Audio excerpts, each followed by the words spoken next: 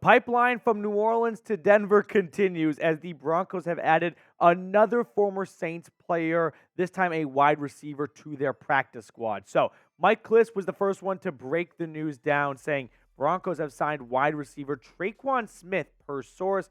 For now, he's a practice squad vet, reunited with Sean Payton and Joe Lombardi. There's a very good chance that Tre'Quan Smith gets elevated to the active roster once he kind of goes through a couple of practices. He shows the team that I'm in good shape and I'm ready to play some football, and they give him an active spot on the 53-man roster. So before we get even further into this piece of news and also talk about potentially trading Randy Gregory at the second half of today's show, make sure to subscribe to the channel because when news breaks, you know we're going to get you guys a video. So do not miss a thing when you are subscribed. We're at 16,177 subscribers. It's pretty crazy and very humbling to think about how much we have grown over the last few years, but we don't want to stop. So help us reach our next milestone, 16,500 subscribers, and hop aboard. I wouldn't say the pipeline from New Orleans to Denver, but maybe the pipeline from Broncos country to getting daily content on YouTube. All right, let's get to know Tre'Quan Smith a little bit better. So he played for the Saints from 2018 to 2022,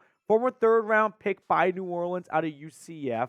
Now, unfortunately for Tre'Quan, he started the season on injured reserve with a groin injury, and coincidentally, our producer today, Trace Gerard, knows all too well that Tre'Quan Smith just never really caught on this season, and they were kind of ready to go a different direction. So he's on IR, but it never felt like he was going to come back anyway. The Saints move on from him. Denver brought him in for a visit last week, and now they make it official, adding him to their practice squad.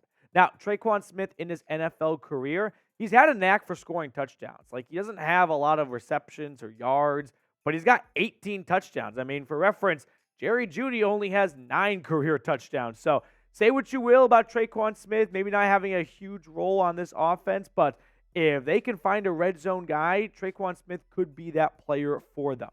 Now, his best season in the NFL came in 2020. He went for 448 yards and 4 touchdowns. He's been pretty consistent throughout his NFL career, 5 seasons, and he always hangs around that 300 to 500 yard mark and gets 2 to 5 touchdowns, or give or take a few. And that's got him to 18 scores through 5 seasons at this point. When we look at Denver's wide receiver room, you've got Judy, Sutton, Marvin Mims, Brandon Johnson, and Lil Jordan Humphrey, the only 5 receivers on the active 53-man roster. Michael Bandy, Philip Dorsett, David Sills, and now we got Tre'Quan Smith joining on the practice squad, but do not rule out Tre'Quan Smith being elevated to the active roster or being promoted to the game day roster once he gets into football shape, or if he's already there right now, it could be as soon as this Sunday against the New York Jets. Now, looking at this wide receiver room as a whole, Courtland Sutton, Jerry Jeudy, the 2 highest paid players in the room, the 2 stars, we just haven't quite seen enough out of them. And that's more so on Jerry Jeudy, who's unfortunately been slow out of the gates because of a hamstring injury, and then a knee injury kind of lingered around a little bit. But Courtland Sutton has done a good job in the red zone. It's the explosive plays that we're missing from Courtland Sutton. We're seeing more of that from the 2 youngins in Marvin Mims and Brandon Johnson. Now, before we get on to the rest of today's show is being supported by PrizePicks. PrizePicks is a daily fantasy sports app where all you have to do is pick more or less for 2 to 6 player stat projections, and you can win up to 25 times your money on any entry. PrizePicks is super simple and user-friendly. I spend like 1 to 2 minutes on the app every single Sunday morning making my selections. So let's say you're in the Oval Office, or you're on your way to the game, on your way to your friend's house, the bar, wherever, and you want to get on PrizePicks, well, do so and start making some money.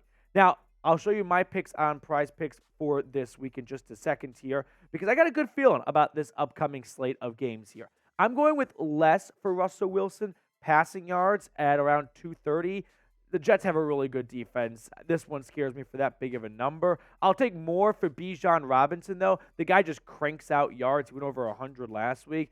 81.5. That's too easy. And then Tyreek Hill playing the Giants. I don't care what the number is. Give me more. That one could be another 70-point performance by the Dolphins offense. So go to prizepicks.com/CLNS and use code CLNS for a first deposit match up to $100. The link for that is in the comments and description of today's video. PrizePicks, Daily Fantasy Sports Made Easy.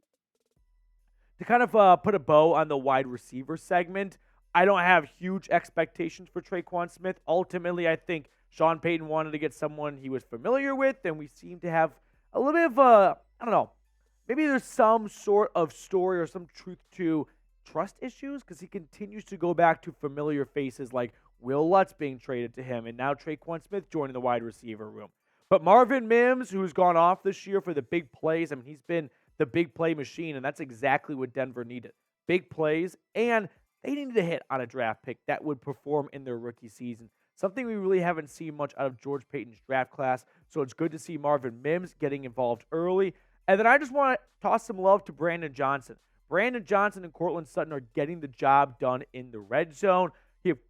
Johnson, of course, had that 50-yard Hail Mary touchdown against the Commanders. But outside of that, still, he's got 2 scores. So Brandon Johnson, Marvin Mims, 2 of the young guys on this roster are definitely making some big plays in the receiver room. But altogether, this receiver room, it's not that sexy of a receiver room. So if you had to grade the Broncos receivers, what letter grade would you give them? A, B, C, D, or F?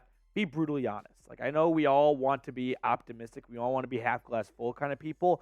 But when it comes to this receiver room right now, I give it a C+, right? I just don't think there's a star out there in this receiver room that has really taken over. So for that reason, I give this receiver room a C+ grade.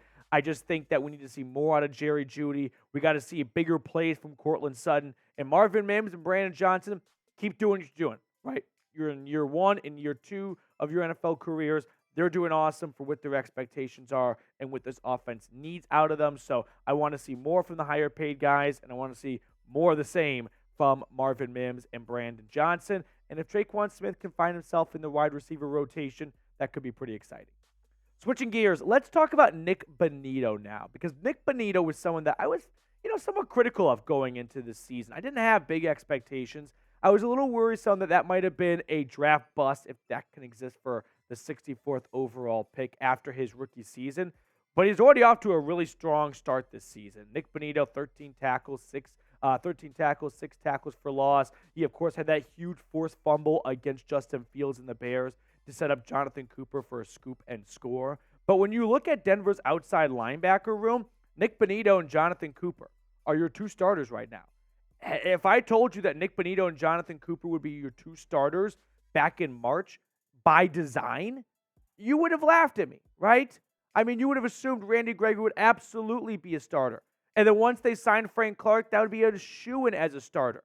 But right now, Denver is starting their 2 best edge rushers, and that is Bonito and Cooper. So credit to this coaching staff for getting the best guys out there. Randy Gregory, Zach Allen, Nik Bonitto, Jonathon Cooper. These are your top 4 edge rushers at the moment. And, I mean, look who's balling out. It's Bonito and Cooper. It's not Gregory and Allen. Where all the free agency money went to, those 2 guys have been underwhelming. But the 2nd and the 7th round draft pick on their rookie deals, those guys are the hungry dogs, and they are running faster right now.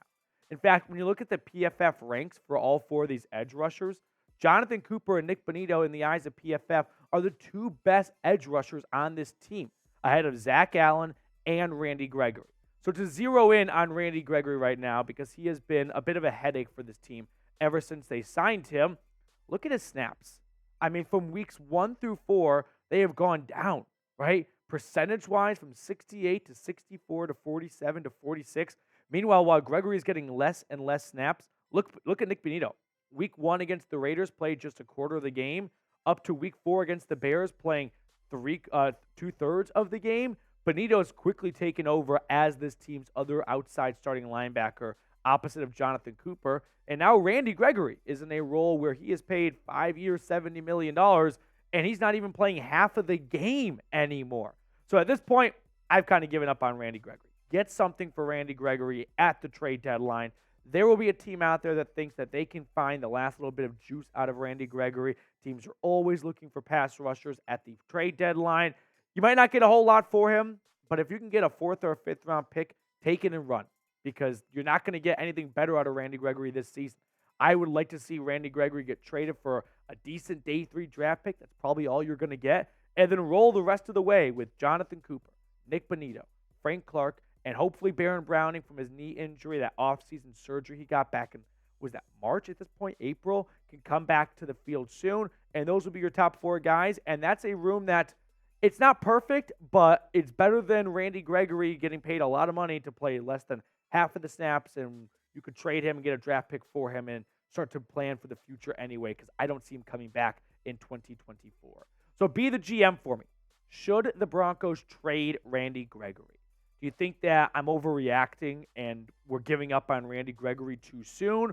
Or are you in the same boat as me, as we've seen enough? Like, we didn't see a whole lot last year, but he started, or he's been active for the first 4 weeks this year, and he appears to be going in the wrong direction on the depth chart. That's going to do it for us on today's show. Thank you so much for tuning in. I always appreciate people that take time out of their day to come tune in and hang out with us here at the Broncos Breakdown. So if you have not subscribed, consider going ahead and doing so, and we will see you guys later.